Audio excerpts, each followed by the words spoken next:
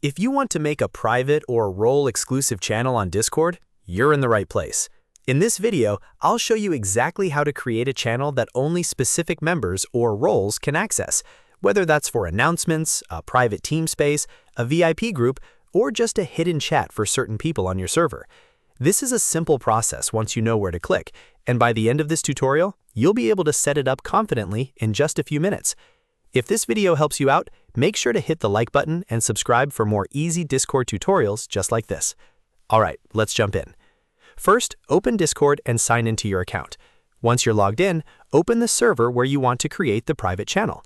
Make sure you're in the correct server before you start, because the channel permissions will apply to that server only. If you already have a role that you want to use, you can skip the next part, but if not, you'll need to create a role first.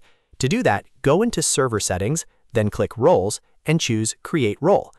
Give the role a clear name so you can recognize it later, and save your changes. After that, assign this role to the members who should be able to access the private channel. This part is important because the private channel will be controlled by the role or members you choose. Now that your role is ready, look at the server sidebar. Find either text channels or voice channels, depending on what kind of channel you want to create. Next to that section, click the plus icon to add a new channel.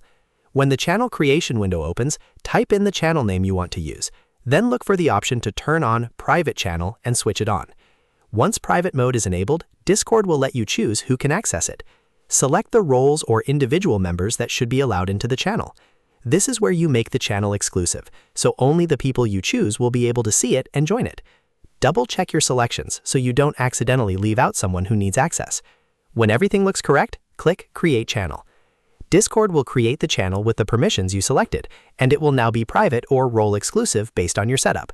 You can always come back later and adjust the permissions if your team changes, or if you want to add more members to the role. And that's it. You've now made a private Discord channel that only selected roles or members can access. It's a great way to keep certain conversations organized, secure, and separate from the rest of your server.